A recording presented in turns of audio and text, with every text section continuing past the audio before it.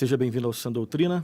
Esse é o nosso programa de toda quarta-feira, o programa da Igreja Presbiteriana de Pinheiros, que oferece gratuitamente a você esse curso de teologia, esse curso básico nas doutrinas fundamentais do cristianismo.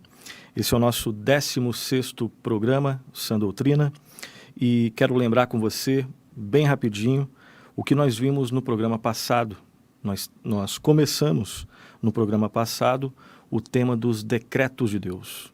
Eu quero relembrar o que nós vimos nesse programa. Hoje nós teremos, o programa de hoje é a parte 2, né? A parte 2 dos decretos de Deus. Quero lembrar então com você o que estudamos na aula passada. Primeiramente nós vimos a definição, uma definição simples sobre o que vem a ser o decreto de Deus ou os decretos de Deus, né? Nós podemos usar tanto no singular quanto no plural. O decreto de Deus, repetindo o que nós falamos na aula passada, basicamente é o seu plano ou o seu propósito eterno, é o plano de Deus, o propósito eterno de Deus, no qual ele pré-ordenou todas as coisas que existem. Basicamente é isso. Obviamente, existem definições um pouco mais completas que entram em detalhes, né? Mas como nós estamos num curso básico de teologia, então, pegando a definição, inclusive, do Luiz Berkoff, que é um dos livros, né, o principal livro que serve de base para o nosso curso, o decreto de Deus, ou os decretos de Deus, eles têm essa definição, né? O plano ou o propósito de Deus, no qual ele preordenou todas as coisas que acontecem. Vimos, além da definição, né, vimos também a natureza desses decretos, a natureza dos decretos divinos. E nós vimos que Deus é soberano sobre absolutamente tudo e que Deus detém o controle absolutamente de toda a realidade que Ele mesmo criou. Não existe nada, absolutamente nada, que escapa à atenção, ao controle soberano e absoluto de Deus. E vimos também que Deus tem um plano definido, um plano muito bem definido, no qual ele é totalmente soberano, repetindo, e esse plano definido está relacionado tanto à criação, quanto à providência e também à redenção do homem. Ok? Isso vimos com alguns detalhes na aula passada. Mais duas considerações sobre a natureza dos decretos divinos. Primeiro, o decreto de Deus inclui as ações morais do ser humano, né? Eu lembro que nós introduzimos a aula passada, deixando bem claro que esse é um tema complexo, e que tem a sua complexidade. É um tema, quando nós meditamos sobre os decretos de Deus, existem partes que são mais compreensíveis e partes que a gente não consegue compreender nos seus detalhes, né? Aquilo que a Bíblia revelou, nós devemos estudar, e nessa parte, né, que a Bíblia revela sobre os decretos de Deus, nós conseguimos compreender vários aspectos. Em outros, não. E muitas pessoas, elas vão discordar da existência dos decretos de Deus, baseados, né, na sua soberania, porque elas não entendem como que é possível conciliar o decreto eterno de Deus com a liberdade do ser humano. Nós não estamos excluindo uma coisa em detrimento da outra. Nós acreditamos e estamos defendendo a existência dos decretos eternos de Deus e, ao mesmo tempo, estamos afirmando com veemência, né, que esses decretos de Deus incluem as ações morais livres do homem. Ok? E também o decreto de Deus, naquilo que se refere ao pecado, ele é permissivo. Deus permite a existência tanto do mal quanto do pecado, né, que tem o seu relacionamento. Então nós acreditamos que Deus pré-ordenou todas as coisas que existem. Ele não só sabe das coisas que vão acontecer, ele pré-ordenou as coisas que existem. Vimos que isso não tem absolutamente nada a ver com determinismo. Determinismo ocorre quando não existe um agente pessoal, né, uma visão determinista da vida, parte do princípio que a realidade é regida por um agente impessoal chamado destino. E nós não estamos defendendo isso. Então, o que a gente está defendendo aqui, né, compartilhando com vocês, não tem absolutamente nada a ver com visão determinista da vida. Então, dentro dos propósitos e dos decretos de Deus, existe tanto a ação moral livre do ser humano, e naquilo que se refere à existência do pecado, o decreto de Deus é permissivo. Dentro dos decretos de Deus, Deus permitiu a existência do pecado. Então, definição, vimos a natureza dos decretos e, por fim, nós vimos as características do decreto divino, ou dos decretos divinos. Primeira característica, o decreto divino está fundamentado na sabedoria divina. Isso aqui é muito importante, né? Porque antes de você, ou eu, ou qualquer um de nós, fazermos qualquer tipo de julgamento a respeito de uma ação divina, o que é um absurdo, né? Mas pense nessa primeira característica do decreto divino. O decreto divino está fundamentado em quê? Em primeiro lugar, na sabedoria de Deus. Ou seja, o que Deus faz leva as características de quem Ele é. E Deus é sábio, perfeitamente sábio e santo. E os seus decretos estão fundamentados na sua santidade e, nesse primeiro ponto, especificamente na sua sabedoria. Deus é perfeitamente sábio. Uma segunda característica do decreto divino é que ele é eterno, ele não é perecível ao tempo. Uma terceira característica é que é um decreto que é eficaz. Ele vai até o fim, ele vai acontecer, ele vai ser levado a cabo. Ele não tem nenhuma chance de dar errado. É um decreto eficaz. Em quarto lugar, é um decreto imutável. Ele não mudará. Por mais que, às vezes, você lendo um ou outro texto, a impressão que você tem a princípio, sem fazer uma comparação e uma análise da revelação toda, você acha que Deus, às vezes, mudou o seu plano? Não. O plano que ele teve desde o início é um plano imutável. Em quinto lugar, é um plano incondicional. E nós vimos, né, isso aqui eu só estou passando bem rápido aqui nesses tópicos que foram desenvolvidos no programa passado. O decreto de Deus, ele é incondicional, ou seja, ele não está condicionado à pretensa autonomia do ser humano. Ele não está condicionado à obediência ou desobediência. A gente está falando dos decretos, tá? Do decreto de Deus. Ele não está condicionado à ação humana. Deus não fica esperando a ação humana para que ele possa fazer algo, tá? Em sexto lugar, é um decreto todo abrangente, ou seja, que pressupõe a existência de vários outros aspectos, e nós vimos esses aspectos. O que significa essa toda abrangência que caracteriza, que é uma das características do decreto divino? O decreto divino, ele abrange as ações boas do homem, isso depois da salvação. O decreto divino, ele abrange as ações más do homem. O decreto divino abrange também os acontecimentos contingentes, nós vimos isso na aula passada, né? Aqueles acontecimentos que, do ponto de vista humano, a princípio são muito fortuitos, né? Não tem uma explicação neles mesmos. Eles estão, o decreto de Deus abrange esses acontecimentos. O decreto divino abrange também os meios e os fins daquilo que vem a ocorrer na história. E o decreto divino abrange também o tempo e o espaço. Todos os aspectos da realidade, tanto a realidade macro quanto a realidade micro. E, por fim, com referência ao pecado, né, e aí nós desenvolvemos um pouco mais esse tópico, com referência ao pecado, o decreto divino, ele é permissivo. Deus permite a existência do pecado. Então, isso que nós vimos de maneira bem rápida no programa passado. Alguma dúvida, volte lá no programa e aí faça o seu comentário, nós vamos interagindo na medida do possível.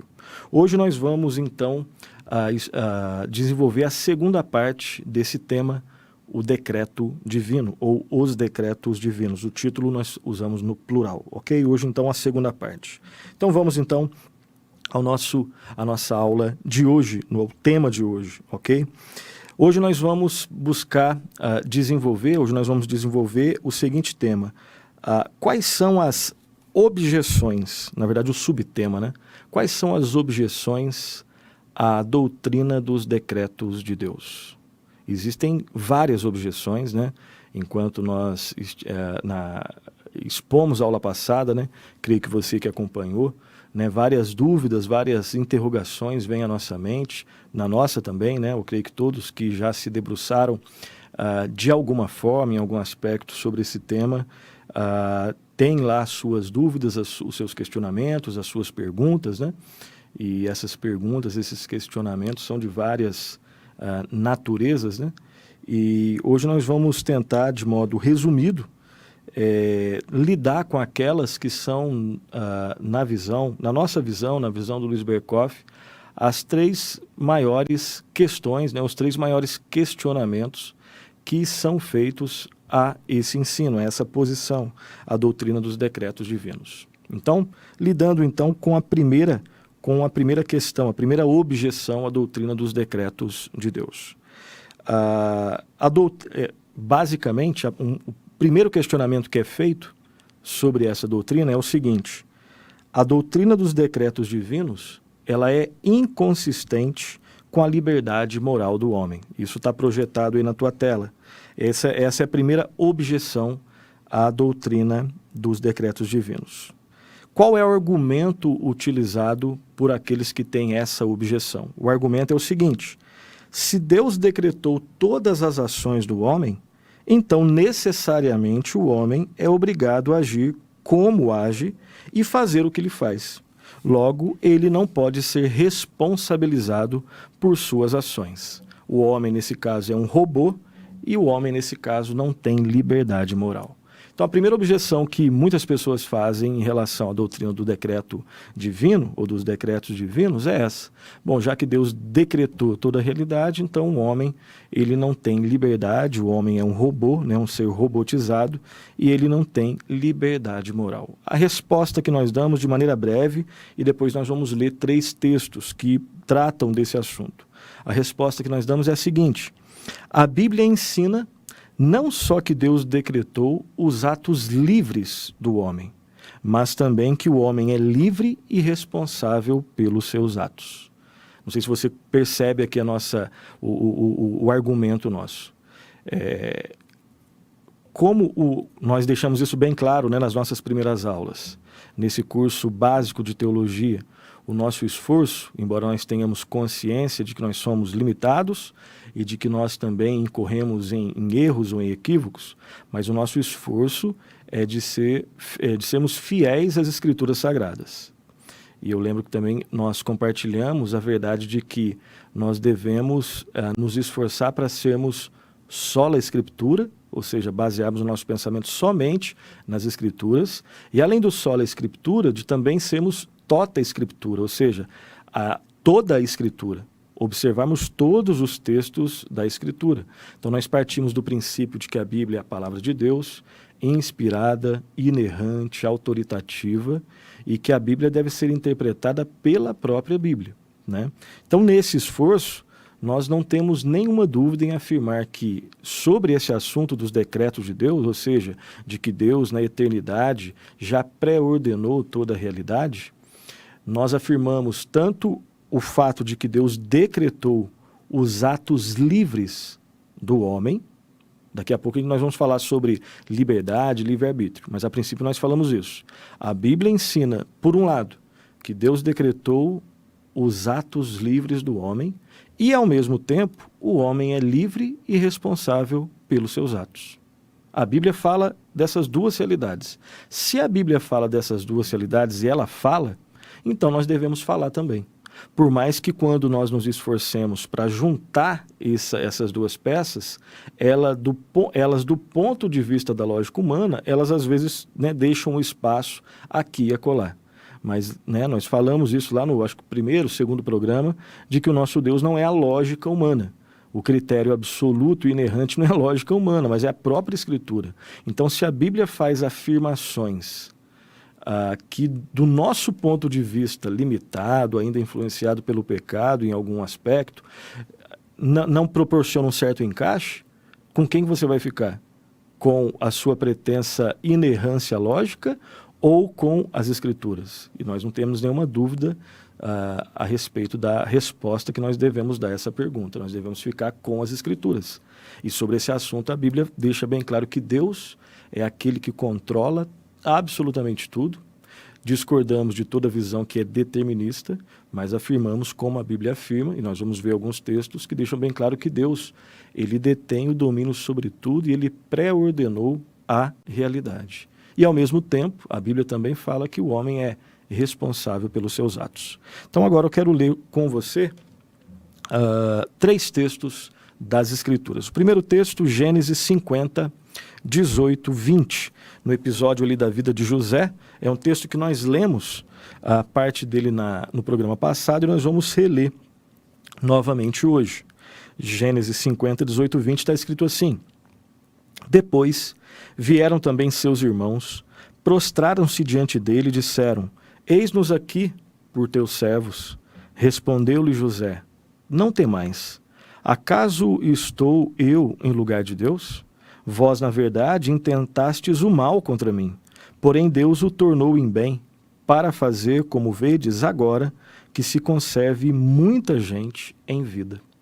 Então, na atitude, dentre várias afirmações, né, e análises que nós poderíamos fazer sobre esses 2 versículos, e você, creio que conhece bem a história de José, os irmãos de José intentaram o mal contra José. Eles são responsáveis pelos seus atos. E a Bíblia, em nenhum momento, ela coloca dúvidas sobre isso. Os irmãos de José são e foram responsáveis pelos seus atos. Mas quem é o soberano na história? Quem é que utiliza-se dos atos errados, livres dos irmãos de José, para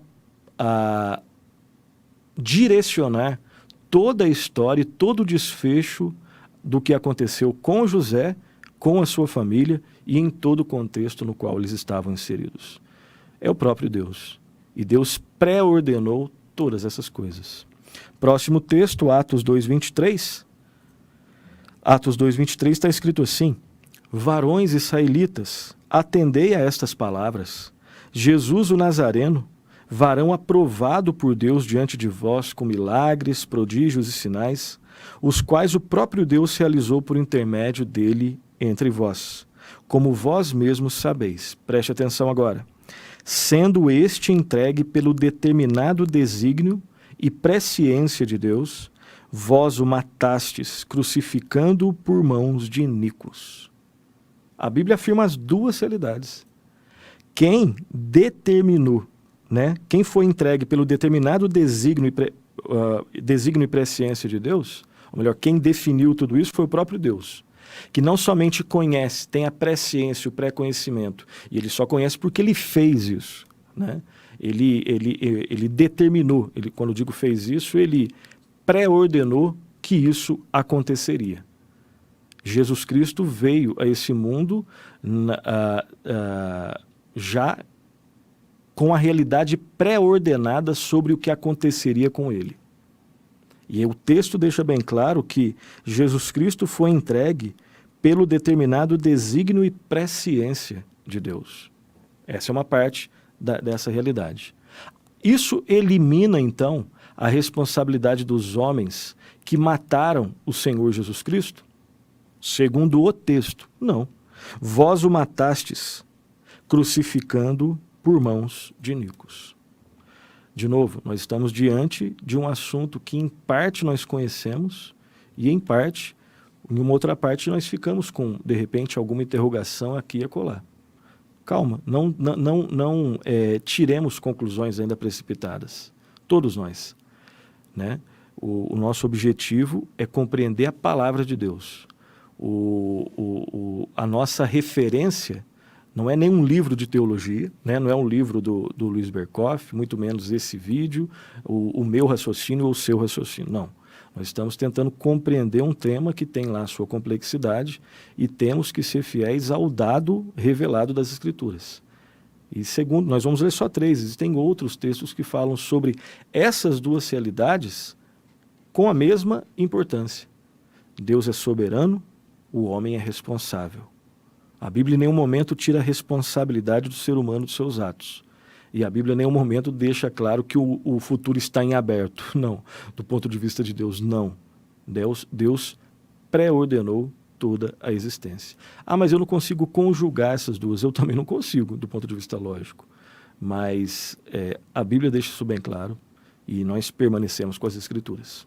Okay? E o último texto, nessa parte, Atos 4, 26 e 28. Atos 4, 26 e 28. Levantaram-se os seis da terra e as autoridades ajuntaram-se a uma contra o Senhor e contra o seu ungido, porque verdadeiramente se ajuntaram nesta cidade contra o seu santo servo Jesus. Ao qual ungiste Herodes e Pôncio Pilatos, com gentios e gente de Israel, para fazerem tudo o que a tua mão e o teu propósito predeterminaram. Olha só a expressão de novo aí. O propósito foi predeterminado por Deus e isso em nenhum momento tira a responsabilidade humana de Herodes e de Pôncio Pilatos, juntamente com gentios e gente de Israel, enfim. Esse é outro texto que deixa bem claro as duas realidades. Ok? Algumas considerações sobre o que nós temos falado até agora. Primeiro, vou até repetir algumas coisas que eu já disse, né? A Bíblia não faz nenhuma tentativa de conciliar esses dois pensamentos. Eu, às vezes, me preocupo com isso, creio que você também se preocupa com essa conciliação. Como conciliar essas duas realidades? Assumamos, então, essa é uma preocupação que às vezes nós temos, ou muitas vezes nós temos. Mas sejamos honestos, a Bíblia não se preocupa, ou parece que não se preocupou em conciliar essas duas verdades. Ela afirma, ela ensina, ela ilustra essas duas verdades, mas ela não se preocupa em conciliar essas duas verdades, soberania de Deus e responsabilidade humana. Então, a Bíblia não se preocupa como eu e você nós nos preocupamos muitas vezes. Segunda consideração, o fato de que essas duas realidades, preste atenção, não se harmonizam com a lógica humana, não torna essas realidades inverossímeis, ou seja, não verdadeiras. Não significa que, pelo fato de que essas duas realidades não se harmonizam do ponto de vista lógico, da lógica humana, isso não significa que elas não são verdadeiras. A lógica humana, como nós dissemos, é uma bênção criada por Deus e dá conta de quase tudo. Mas ela não dá conta de tudo. Existem algumas realidades que são supralógicas. E o nosso Deus é o Deus que criou a lógica. A fé cristã não é uma fé ilógica, mas também não é totalmente lógica. É uma fé que é supralógica. Está, em vários aspectos, além da lógica humana. Uma outra consideração. A liberdade da vontade, preste atenção nisso, ela não é incompatível com o decreto divino. Isso é que nós vamos defender.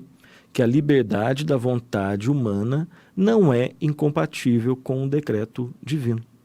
Por mais que aparentemente seja, não é. Porque a Bíblia afirma tanto o decreto divino quanto a liberdade humana. E aqui nós vamos tocar naquele assunto, né?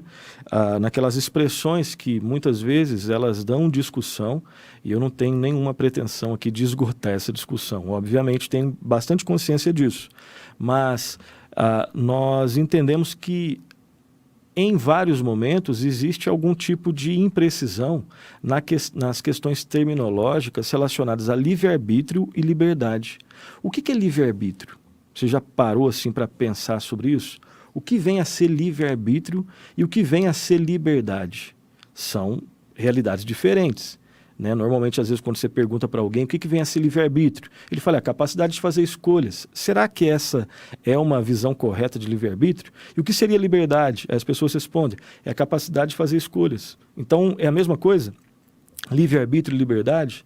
Então nós vamos propor aqui um pensamento que é óbvio que não nasce conosco, né? Não fui eu que inventei isso, mas preste atenção, vamos tentar acompanhar o raciocínio e aí você faça o julgamento com calma, né? E depois comparando com as escrituras e comparando, né, com bons livros e a gente vai construindo aos poucos entendimentos sobre essas questões. O que vem a ser livre-arbítrio? Presta atenção, perceba que é uma expressão composta, arbítrio, livre, livre-arbítrio, né? Arbítrio significa vontade, volição. Então, nos parece que a livre-arbítrio nos traz a ideia de que a nossa vontade, ela é uma vontade livre. A pergunta é, livre do quê? Essa é a questão. Quando eu digo que eu tenho livre-arbítrio, eu estou querendo dizer que a minha vontade, o meu arbítrio, ele é livre. A pergunta é, livre do quê? Existe alguma escolha que eu faça que seja livre de quem eu sou? Que eu quero compartilhar com você, né, relembrar, ou então, talvez seja uma novidade, não sei, mas é que, no fundo do termo livre-arbítrio, existe a crença de que nós temos uma vontade que é totalmente livre. E não é. Nunca foi. Talvez existe uma pessoa que teve essa liberdade mais livre. Então, primeira questão. O que é livre-arbítrio? Isso que eu quero compartilhar com você. A definição que nós damos de livre-arbítrio, bem simples, é a seguinte. Livre-arbítrio é a capacidade de fazer escolhas contra a sua natureza. Repito, livre-arbítrio é a capacidade de fazer escolhas contra a sua natureza. Se essa definição estiver certa, o único ser que teve livre-arbítrio, ou seja, a capacidade de fazer uma escolha contra a sua natureza, foi Adão. Adão foi criado perfeito, com uma natureza perfeita, santa, mas ele poderia fazer uma escolha contra a sua natureza. Tanto é que ele fez. Pegou o raciocínio?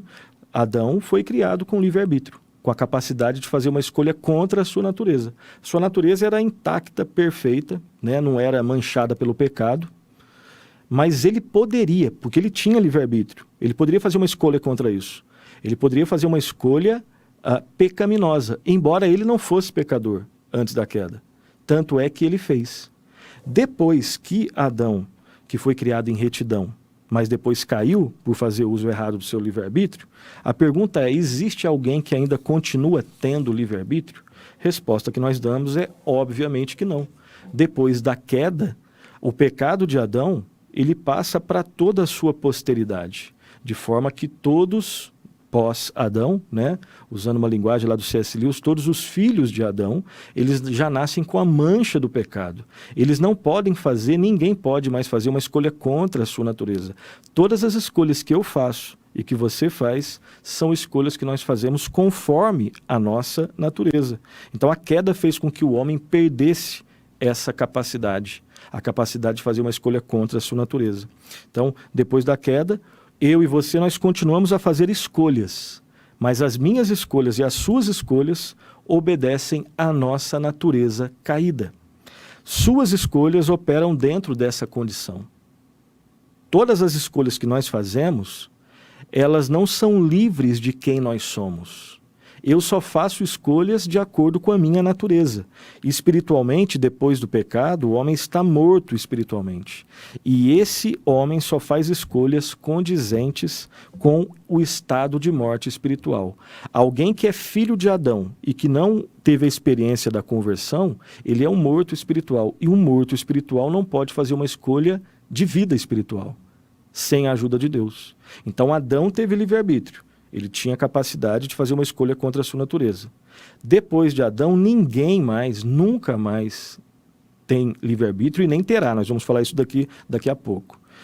O que o homem tem, então? Livre-arbítrio? Não. O homem tem liberdade. E nós partimos do princípio que existe uma diferença entre livre-arbítrio e liberdade. O que eu tenho e o que você tem é liberdade. E o que é liberdade? Se livre-arbítrio é a capacidade de fazer escolhas contra a natureza, liberdade é a capacidade de fazer escolhas conforme a natureza, conforme a sua natureza. Isso é o que nós entendemos como sendo liberdade em termos gerais. Pergunta, o homem faz escolhas livres? A resposta é sim.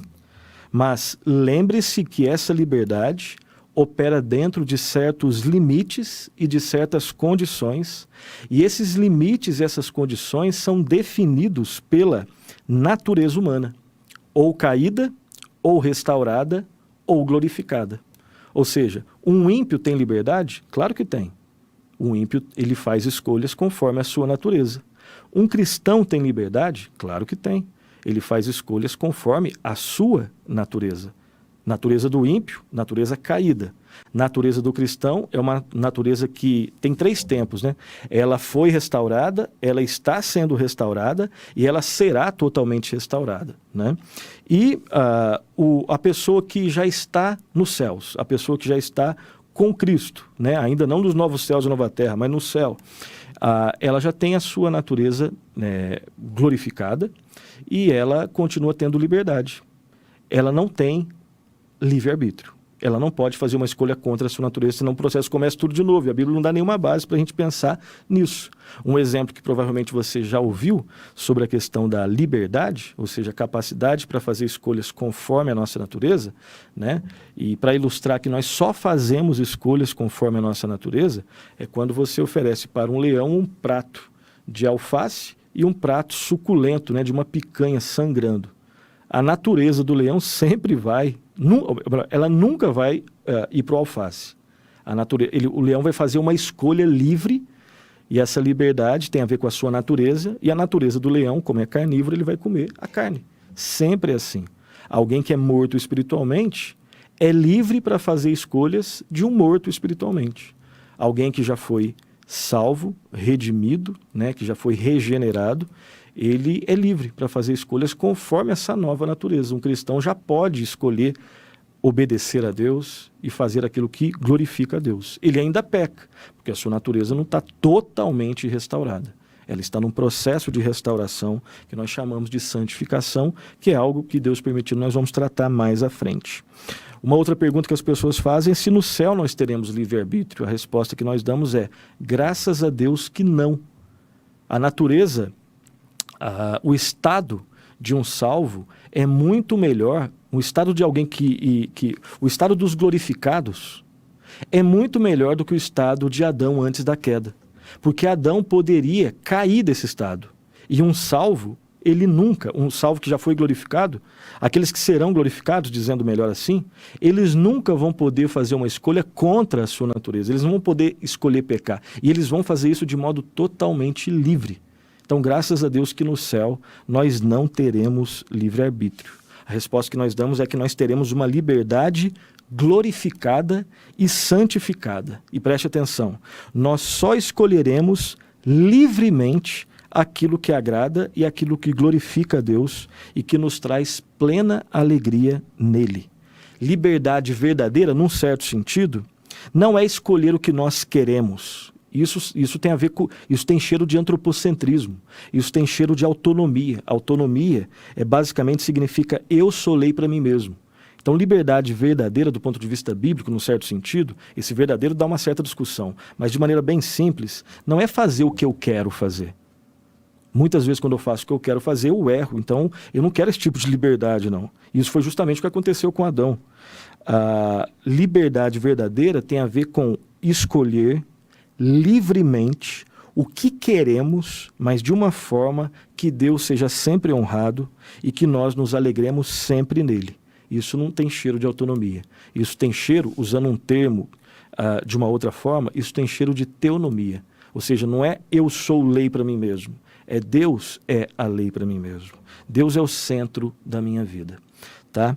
E termina essa parte dizendo que a condição mais livre e libertadora que um homem pode experimentar é ser escravo de Jesus Cristo. Fora da igreja, às vezes até dentro da igreja, nós achamos que, né, para amar de verdade eu quero ter a escolha de dizer não ao objeto do meu amor. Eu não quero isso, né? Eu creio que não é isso que a Bíblia ensina, não. Né? Eu quero...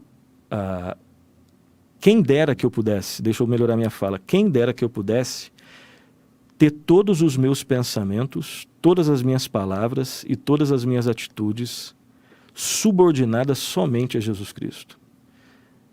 Eu não pecaria, eu só viveria para a glória de Deus, né? E a Bíblia nos dá a esperança de que isso acontecerá no céu. Então existe uma diferença muito grande entre o conceito de liberdade mundano e o conceito de liberdade bíblico. A realidade mais libertadora que existe é ser escravo de Jesus Cristo. Escravidão é uma palavra que tem um sentido, uma conotação negativa, e isso é justo porque, né, quando a gente pensa na escravidão romana, na escravidão do Brasil colonial, foram realidades atrozes, ruins, pecaminosas e que merecem críticas severas.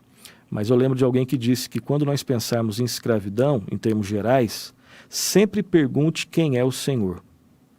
Se o Senhor nessa relação de escravidão é um Senhor mau, Obviamente, eu não quero ser escravo de um senhor mau. Mas a Bíblia utiliza a linguagem, esse tipo de linguagem, servo e senhor, né? Escravo e senhor. E pergunte, nessa relação, se o teu senhor é Jesus Cristo, não existe realidade melhor do que ser escravo de Jesus Cristo. Ser escravo do Senhor da vida. Ser escravo daquele que deu a sua vida pelos seus servos. Então, tem muita coisa para a gente pensar nessas questões. Eu vou parar por aqui, tá? Nesse ponto. E agora eu vou para o ponto 2. Se no ponto 1 nós tentamos responder essa primeira objeção, né? As pessoas que dizem que a doutrina dos decretos divinos ela é inconsistente com a liberdade moral do homem, não tem nenhuma inconsistência entre os decretos de Deus e a liberdade moral do homem. Tá? Em segundo ponto, uma segunda objeção, são aqueles que dizem que a doutrina dos decretos divinos tira do homem todos os motivos para procurar a salvação. E aí vai ser projetado aí para você. O argumento é mais ou menos o seguinte, ó. As pessoas dizem o seguinte: se todas as coisas acontecem como Deus decretou, o homem não se preocupará com o futuro da sua salvação. Se ele está predestinado para a condenação, ele será condenado a despeito de seus melhores esforços. Se ele está predestinado para a salvação, ele será salvo, embora seja negligente em sua vida. É isso que a gente normalmente ouve, né? E a resposta que nós vamos dar vai ser em 3 partes. Primeiro, a letra A da nossa resposta. Preste atenção nisso. O decreto, ele não pode ser de forma nenhuma a regra de vida do homem. Essa regra se acha não no decreto, mas somente na lei e no evangelho. Então, se as pessoas olham para o decreto e veem no decreto primeiro que elas não entendem o decreto, nós não entendemos. Nós afirmamos porque a Bíblia afirma. Se ela não afirmasse, nós não afirmaríamos. Né? Mas a Bíblia afirma que Deus é um Deus que decreta. E em vários textos, nós lemos alguns no programa passado e alguns nesse programa. Mas em nenhum momento, né, a Bíblia ensina que os decretos eles são a referência que nós devemos usar para a nossa vida. O que a regra da nossa vida é a palavra de Deus, especificamente a lei de Deus e o evangelho. Em segundo lugar, letra B, o decreto de Deus não diz respeito somente ao destino final do homem, mas aos meios que conduzem a esse destino final, a esse fim. Exemplo, preste atenção nisso. Deus decretou que Paulo e os marinheiros fossem salvos do naufrágio. Isso é verdade. Agora, por outro lado, para que esses homens fossem salvos, eles tinham que permanecer no navio. É só você conferir lá em Atos 27. Nós não vamos fazer leitura. Né? Dá uma olhada no capítulo todo, principalmente no final, que fala do naufrágio ali de Paulo com os marinheiros. Por que eles sobreviveram? Primeiro, porque Deus decretou que eles sobrevivessem. Ponto. Em segundo lugar, aí alguém poderia falar, bom, já que ele decretou, então quer saber de uma coisa? Vamos supor que eu seja um dos marinheiros, que eu fosse um dos marinheiros. Já que Deus decretou que eu não morreria, então eu vou pular aqui para ver se é verdade mesmo. Não, absolutamente não.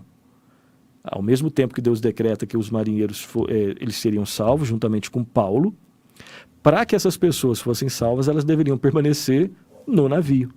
Soberania de Deus, responsabilidade do homem. E o terceiro aspecto da nossa resposta aqui, o terceiro ponto, letra C, o decreto diz respeito, como nós vimos, aos meios e aos fins. Sendo assim, os fins são decretados como resultado dos meios, ou seja, não ignore os meios, tá? Aquele que é predestinado possui sinais que atestam, que comprovam sua predestinação. Isso incentiva o esforço, o compromisso, a busca e o vigiar, ao invés de desencorajar. Bom, já que eu sou um predestinado, então vou viver a vida do jeito que eu quero. A Bíblia não dá base, eu vou viver a vida de qualquer jeito. A Bíblia não dá base para isso. Primeiro que a regra da vida não é o decreto que você não conhece. A Bíblia afirma isso. A regra da vida são os mandamentos e o evangelho. Ponto.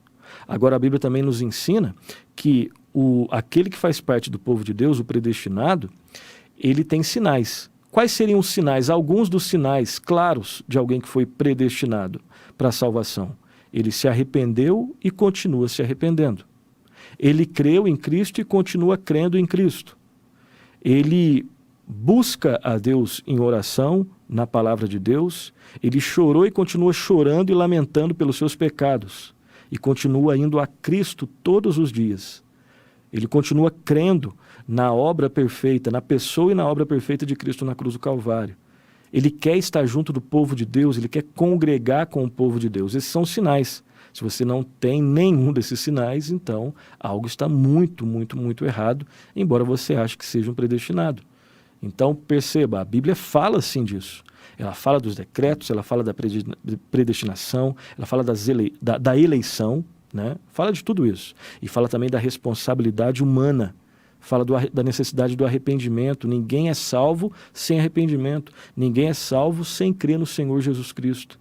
E a regra para a nossa vida é a palavra de Deus, os mandamentos de Deus, a lei de Deus e o Evangelho, e não o decreto, o que a gente pensa do decreto. 2 textos. Efésios 2:10. Efésios 2:10 está escrito assim: pois somos feitura dele, criados em Cristo Jesus, para as boas obras.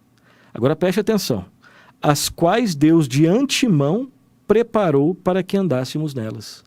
Deus preparou de antemão, desde a sua eternidade, que nós fomos salvos em Cristo Jesus, nós somos feitura dele, e isso, ele fez isso tendo as boas obras como objetivo lá na frente. Isso tudo foi preparado pelo próprio Deus. Preparou de antemão para que nós andássemos nas boas obras. Deus é que preparou, predeterminou isso de antemão.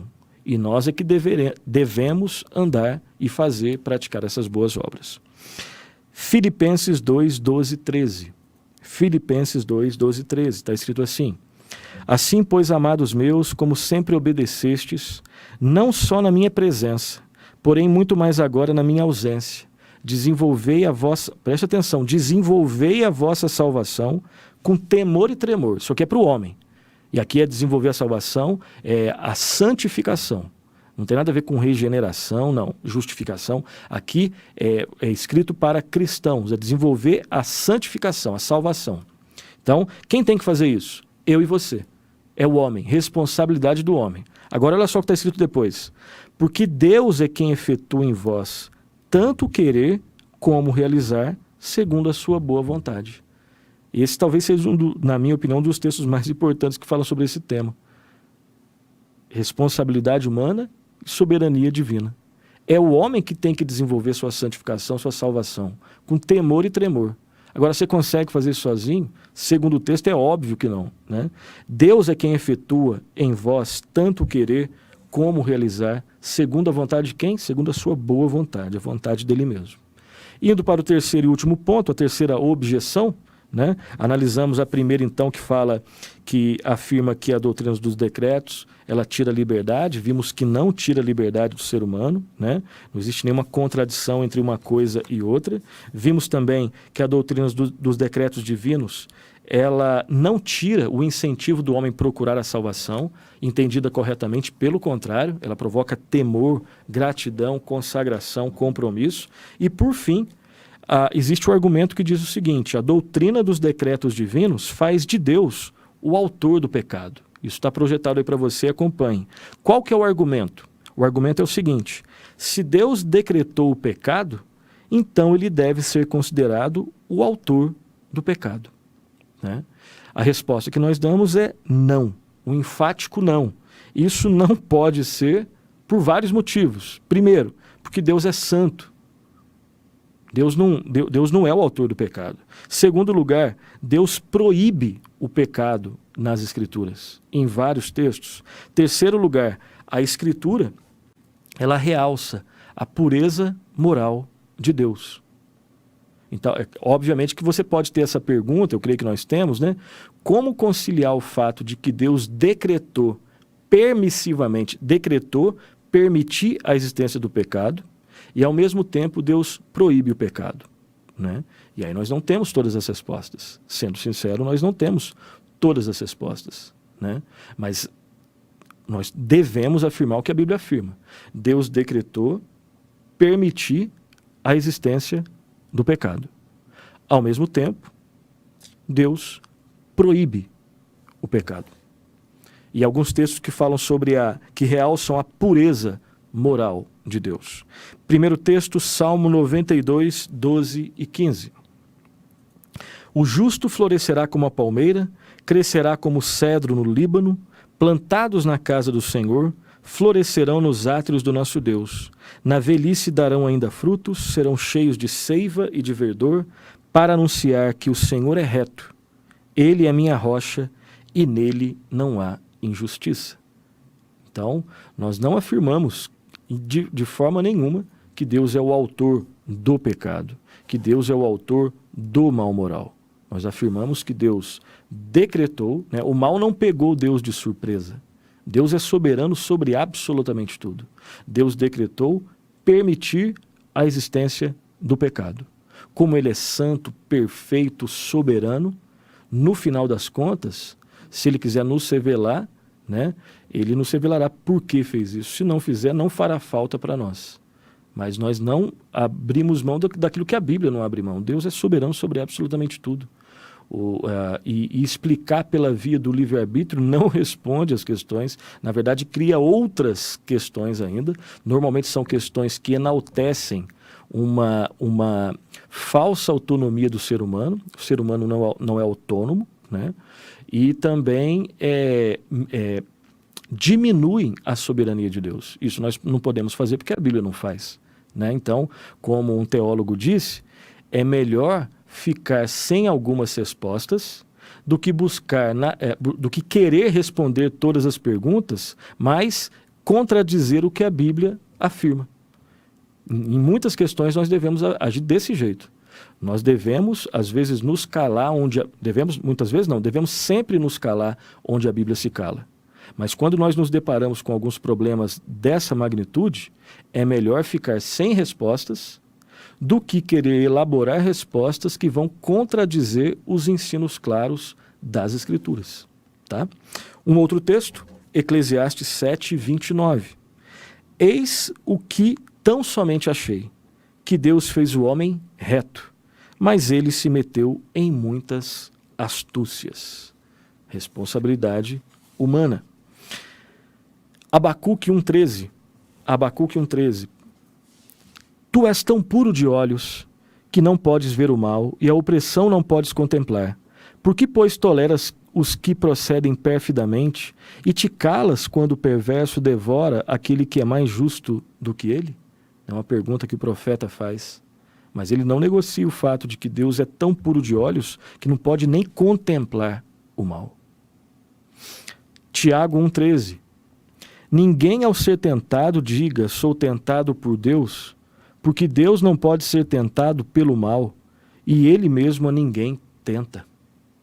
Deus prova, mas não tenta, né?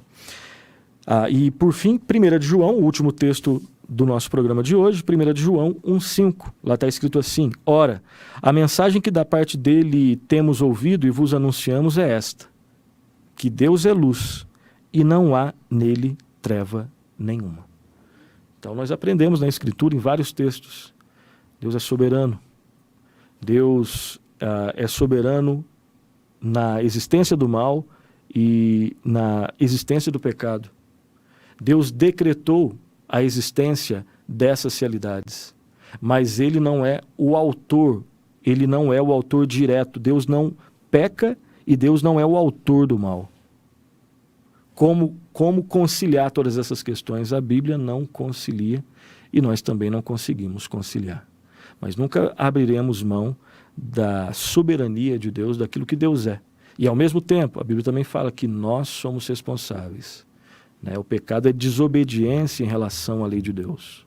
Quando nós pecamos, nós é que pecamos, né? E qualquer tentativa de terceirizar esse pecado é um outro pecado. E a Bíblia ensina essas duas realidades. Considerações finais e aplicações.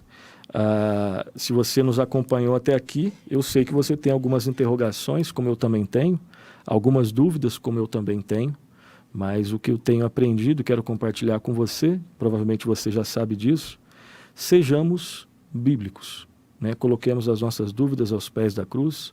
Aquilo que a Bíblia nos revelou é suficiente para nos deixar prostrados em arrependimento, em adoração, em reverência ao nosso Deus. que em parte nós conhecemos e que em parte nós não conhecemos, mas aquilo que ele se revela a nós é totalmente suficiente. Tente sempre pensar naquela linha, né, da teologia. Enquanto nós ficarmos no limite dessa linha, nós vamos aprender teologia de forma saudável para a nossa vida. Quando a gente quiser curiosamente, pecaminosamente ultrapassar essa linha, nós estaremos fazendo teologia, digamos assim, fora dos limites bíblicos. E fazer teologia fora dos limites bíblicos é sempre perigoso e desastroso. Considerações finais. Em primeiro lugar, a liberdade da vontade do homem, né? A liberdade da vontade não é incompatível com o decreto divino. Essa é uma afirmação tranquila que nós fazemos. Segundo lugar, a doutrina dos decretos corretamente compreendida, ela incentiva o compromisso cristão e a busca da salvação. Ela nunca vai incentivar o desleixo, se for corretamente compreendida. Agora, se a pessoa fizer uma caricatura, aí caricatura é desonestidade. Em terceiro lugar, o problema da relação entre a existência de Deus e a existência do pecado, ele continua um mistério para nós. Não conseguiremos resolvê-lo plenamente. Quarto lugar, a Bíblia ensina claramente a verdade de que Deus é soberano sobre tudo e sobre todos, que Ele possui o controle de tudo e que Ele decretou o fim e os meios da dinâmica da realidade. Quinta consideração, a Bíblia ensina que o homem, depois da queda, preste atenção, continua sendo um ser que faz escolhas. Todos os seres humanos fazem escolhas, tá? Não é isso que ninguém discorda disso. Agora, essas escolhas são feitas dentro de certas condições, e essas condições, e essas certas condições, são definidas pelo seu estado caído. Isso não pode ser ignorado. Próxima consideração, o cristão também faz escolhas. E essas escolhas também são feitas conforme a natureza, que foi, está e será restaurada dos efeitos do pecado. O cristão é aquele que foi liberto do domínio do pecado, está sendo liberto do poder do pecado e será liberto da presença do pecado, né, os 3 tempos da salvação. E esse cristão, né, esse ser humano, ele faz escolhas conforme as condições da sua natureza.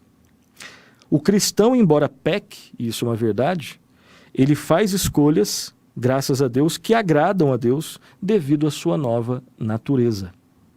E a penúltima consideração é que a Bíblia ensina de forma clara que Deus é soberano, mais uma vez, e que o homem é responsável pelos seus atos. Se queremos ser fiéis à Bíblia, devemos afirmar essas 2 verdades. Por quê? Porque a Bíblia ensina essas 2 verdades. A Bíblia não harmoniza essas 2 verdades. E se nós queremos ser fiéis à palavra, não devemos tentar harmonizá-las. Desarmonizar aquilo que a Bíblia harmoniza é errado. Agora, harmonizar aquilo que a Bíblia não harmoniza também é errado. Né? A última consideração que nós fazemos é: sejamos bíblicos.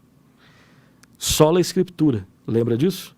Esse é o nosso desafio, sermos sola Escritura e tota Escritura. Que Deus seja louvado, que Deus tenha misericórdia de nós, que Deus nos dê graça para compreendermos e nos alegrarmos com aquilo que a gente compreende da sua palavra e que possamos colocar em prática. Assim nós terminamos então esse tema, né, dos decretos de Deus. Teve 2 partes, decretos de Deus parte 1, os decretos de Deus a parte 2. Sei que tem muita coisa para ser falada sobre isso, tá? Compartilhe conosco as tuas impressões. Esse é um curso básico, então nós vamos parar por aqui, senão dá para continuar falando, né? Tem vários livros que nós já indicamos que falam sobre esse assunto. Quero só compartilhar com você uma indicação, né? Esse livro eu compartilhei, essa indicação eu compartilhei em outros momentos. Essa aqui é a Confissão de Fé de Westminster comentada, tá? Guia de estudos da Confissão de Fé de Westminster, e os estudos, né? Os comentários feitos pelo Chad von Dixhorn. E aqui no 2º capítulo, nós temos um estudo e as impressões dele que são muito interessantes sobre os decretos de Deus. Vale a pena dar uma olhada, ok? Vale a pena ler, que eu creio que nós vamos compreender um pouquinho mais daquilo que dá para compreender. Aquilo que não dá para compreender, né, a gente vai continuar não compreendendo sobre esse tema. Próximo programa, Deus permitindo, nós vamos falar sobre um outro tema que é decorrente desse, tá? Eu peço que você não desanime conosco, eu sei que tem alguns temas que são mais espinhosos, tá? Mesmo que você não concorde com o que nós estamos falando aqui, mas continue conosco para que a gente possa trocar ideia e aprender junto. Nós vamos falar sobre aquele tema que também não é nada fácil. Predestinação. Provavelmente nós teremos 2 ou 3 partes sobre esse tema. Predestinação. Mesmo que você não concorde, peço que fique conosco para pelo menos compreender como que nós pensamos sobre esse tema. É possível que o que falaram para você sobre o que nós pensamos sobre predestinação, de repente seja um pouco caricatura. É um tema que todos nós temos perguntas, né? E eu creio que a gente pode aprender bastante sobre isso. Ok? Então, obrigado por ter ficado conosco até aqui, que Deus muito o abençoe e até o próximo programa, Deus permitindo.